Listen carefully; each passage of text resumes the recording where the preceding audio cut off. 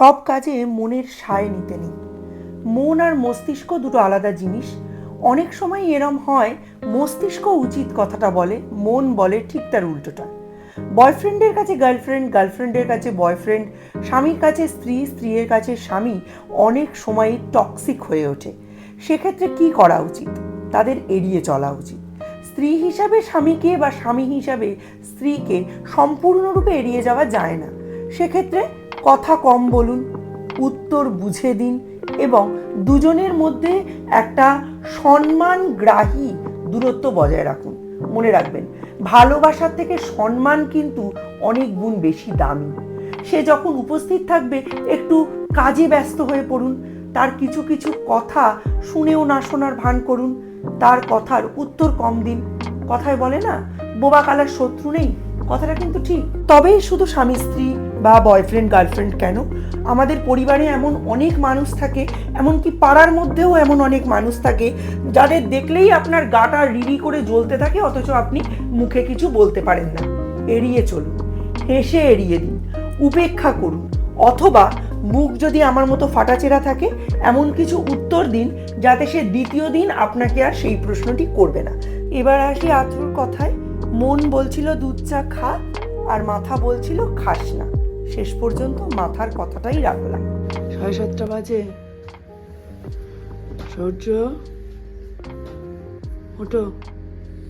কি গো?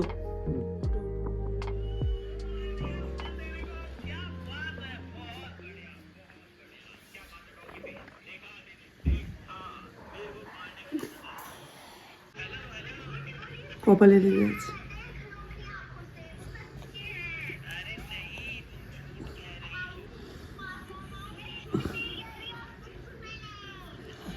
আমার ছেলেকে আকাশে পাঠিয়ে দিয়েছি।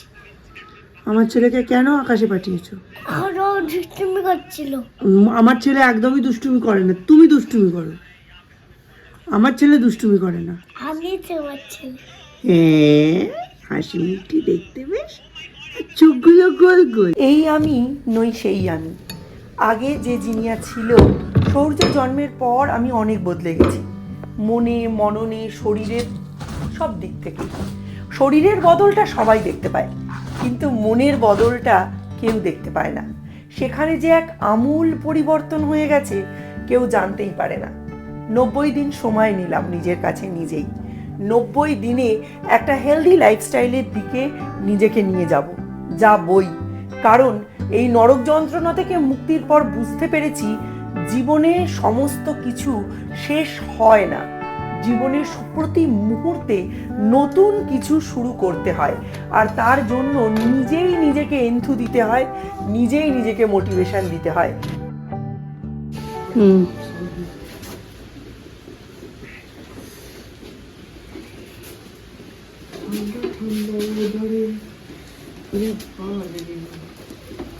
ঠান্ডা ঠান্ডা ওয়েদারে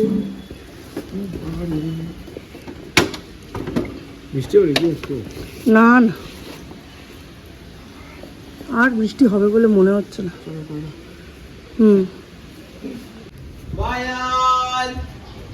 এই লঙ্কা 200 মতো দাও, 200-250।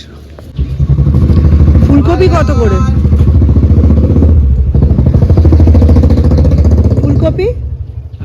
ফুলকপি কত?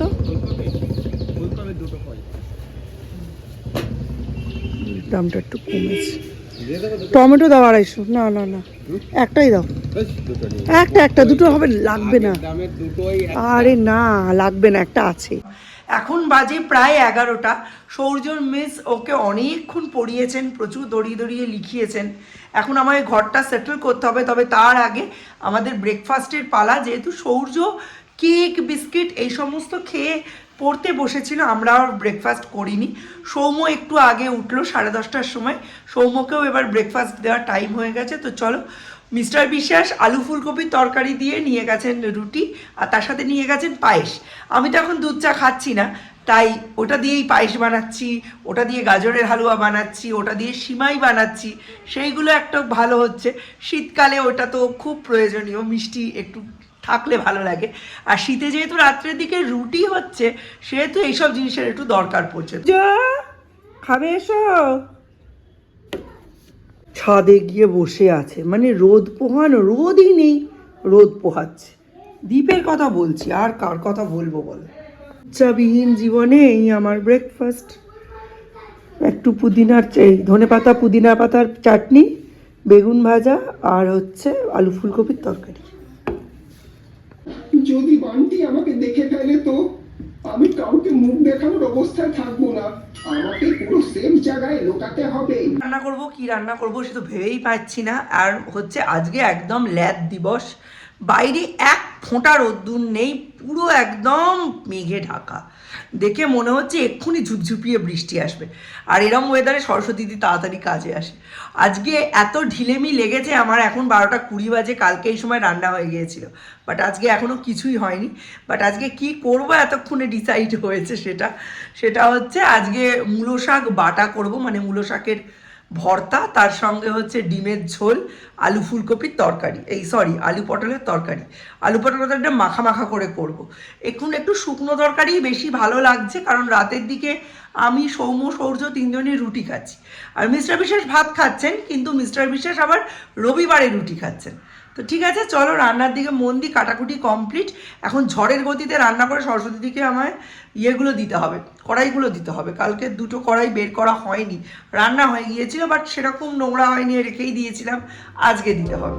মূলো আর মূলোর শাক প্রত্যেক বাড়িতেই একটি ব্রাত্য খাবার, কেউ খেতে চায় না, কিন্তু মূলো আর মূলোর শাকের মধ্যে রয়েছে প্রচুর পরিমাণে সালফার, যেটা আর্থারাইটিসের যারা পেশেন্ট তাদের জন্য বিশেষভাবে উপযোগী। তো কি করে খাওয়াবে, একটু মুখ বদলে ঘুরিয়ে ফিরিয়ে খাওয়াতে হবে। সেই কারণেই বানিয়ে নিয়েছিলাম মূলো শাকের ভর্তা। মূলো শাকের ভর্তা বা মূলো শাক বাটা বানানো কোনো রকেট সায়েন্স নয়। কাজের সুবিধার্থে মূলোর শাক, একটু রসুন আর কাঁচা লঙ্কা মিক্সিতে একসাথে ঘুরিয়ে নিন, তারপর সর্ষের তেলে কালো জিরে শুকনো লঙ্কা ফোড়ন দিয়ে এটাকে ভালো করে টেলে নিন, ব্যাস রেডি মুখরোচক ভর্তা। একটু ঝাল ঝাল বানাবেন আর একটু কাঁচা তেল দেবেন। এই মুরগির ডিমটা কষাতে কষাতে ঠাকুমার কথা মনে পড়ছিল। আমার বাবা বলতো, এই মটরশুঁটি উঠেছে, সব কিছুতে 2টো করে মটরশুঁটি একটু করে ছিটিয়ে দেবে। কি দরকার, যখন ভালো করে কিনতে পারবে তখন দে, তা না সব কিছুতে মটরশুঁটি দেবে। আমার হয়েছে সেই 10 থেকে সৌম্যর পরীক্ষা, সৌর্যের পরীক্ষা 5 তারিখে শেষ। আমার 5 তারিখ থেকে বড় মার বস্ত্রদানের কুপন দেওয়া শুরু। নৈহাটি স্বপ্নবীতি পার্কে 11টা থেকে বস্ত্রদানের কুপন দেবে 5 তারিখে।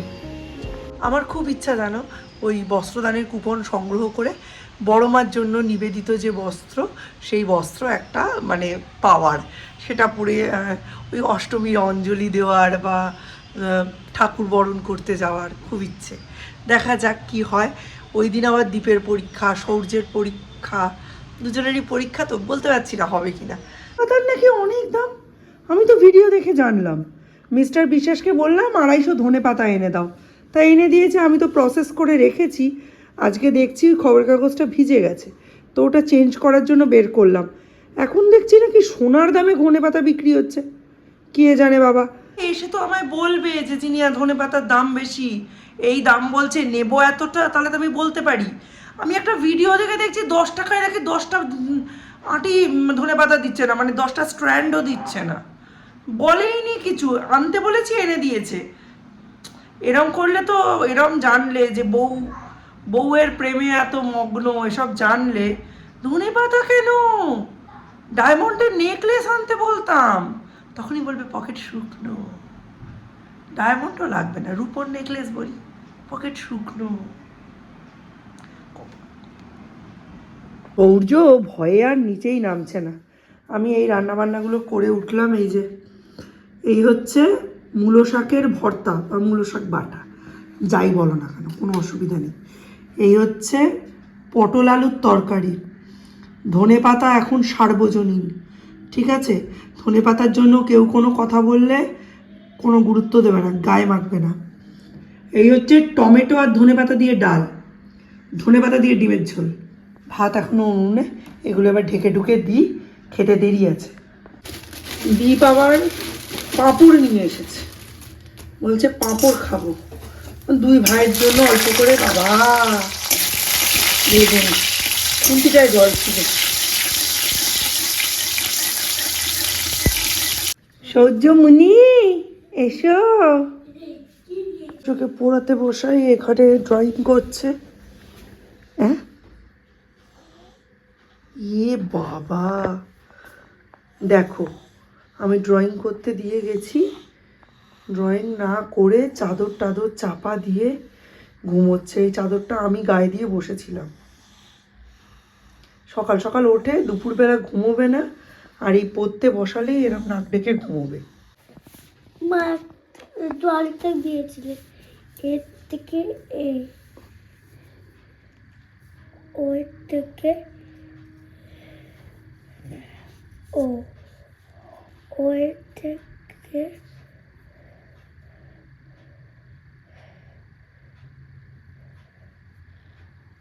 মা এবং ঠিকই করেছো, করো, করতে থাকো। করতে পেরেছিস? দাঁড়া দিচ্ছি পুডি।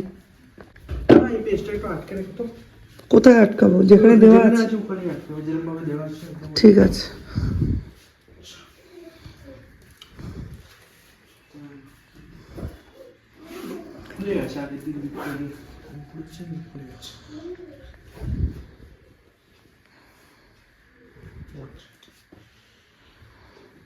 ঠান্ডাটা কিরম টুকি টুকি খেলছে বলো, একটুতেই ঠান্ডা পড়ছে না। ভোরের দিকে অল্প ঠান্ডা, গভীর রাতে অল্প ঠান্ডা, একটা কাঁথা গায়ে দিলেই হয়ে যাচ্ছে। অথচ এবছর ডিসেম্বর মাসের আজকে 2 তারিখ হয়ে গেল, অথচ এখনও ঠান্ডার কোনো দেখাইনি। আজকে রাত্রে ভোলা মাছ রাঁধতে বলেছেন মিস্টার বিশ্বাস, তাই ভোলা মাছটা বের করে জলে ডুবিয়ে রেখেছি। আজকে একটা দারুণ রেসিপি তোমাদের সঙ্গে শেয়ার করব। কি করে তোমরা ভোলা মাছ খাও আমাকে অবশ্যই জানিও। আর ভোলা মাছের একটা জিনিস আমি জীবনে প্রথম দেখেছিলাম, একটা মাছের মুখের ভেতরে যে ওই রকম একটা শক্ত পাথরের মতো জিনিস থাকে, এটা আমি জীবনে আগে কোনোদিনও দেখিনি। এই যে ভোলা মাছগুলো ডুবিয়ে রেখেছি, এর মধ্যে অবশ্য একটা পাবদা আছে, কিন্তু ম্যাক্সিমামই ভোলা মাছ। পুরোটাই আজকে রান্না করব, জিরে আদা বাটা দিয়ে, ধনেপাতা দিয়ে, খুব সুন্দর করে, হেভি টেস্টি লাগে খেতে। শীতের বাজারে তেলওয়ালা ট্যাংরার যেমন ডিমান্ড, তেমনি ডিমান্ড এই ভোলা মাছের। অনেকে একে পোয়া ভোলা বলে, অনেকে সোনা ভোলা বলে। এটা যদি ঠিকমতো রান্না করা যায় না বন্ধুরা, তাহলে ভেটকি মাছের মতো টেস্ট আসে। অনেকে এগুলো দিয়ে ফ্রাইও খায়, কিন্তু তবে আমি যেভাবে রান্না করছি এটা মোস্ট ইকোনমিক পদ্ধতি। একটা প্লেটের মধ্যে নিয়ে নিতে হবে পেঁয়াজ, রসুন, আদা আর টমেটো। যদি টমেটো না থাকে টমেটো পিউরি ইউজ করতে পারো। তারপর একদম পিওর কাচ্চি ঘানি সর্ষের তেলে গোটা গরম মশলা, শুকনো লঙ্কা ফোড়ন দিয়ে মশলাটাকে ভালো করে কষিয়ে নিতে হবে। মশলা কষানো হয়ে গেলে তার মধ্যে দিয়ে দিতে হবে অল্প নুন, অল্প চিনি আর কাশ্মীরি লঙ্কার গুঁড়ো, সাথে হয় জিরে গুঁড়ো নয় জিরে বাটা। তারপর কড়া করে ভেজে রাখা মাছটাকে অ্যাড করে দিতে হবে সেই কারির মধ্যে। তবে এখানে কিন্তু একটা ভেরিয়েশন আছে, যারা পেঁয়াজ রসুন দেন তারা তো এভাবে খেলেন। আমার শ্বশুরমশাই যেহেতু পেঁয়াজ রসুন খেতেন না, উনি কিন্তু আদা জিরে বাটা দিয়েই এই সুন্দর টেস্টি রেসিপিটা খেতেন, এবং সেটা রান্না করে দিতেন আমার শাশুড়ি মা। আমার শাশুড়ি মা ছিলেন রন্ধনে দ্রৌপদী। সত্যি ওনার কাছ থেকে কত কিছু যে শিখেছি তার কোনো ইয়ত্তা নেই। তবে সবই কিন্তু দেখে দেখে, হাতে ধরে মা আমাকে কোনোদিনই কোনো কিছু শিখায়নি। আসলে এমন মহাবিদ্যা কেউ কাউকে সহজে ট্রান্সফার করতে চায় না। আর কথাতেই আছে, হেসেল যার হাতে সংসার তার হাতে। বুদ্ধিমান গৃহিণীরা কিন্তু কখনোই হেসের হাতছাড়া করে না। কি ঠিক বললাম কিনা? তারপর যখন ঝোলটা ফুটতে শুরু করবে, একে একে কড়া করে ভেজে রাখা মাছগুলো তাতে অ্যাড করে দিতে হবে।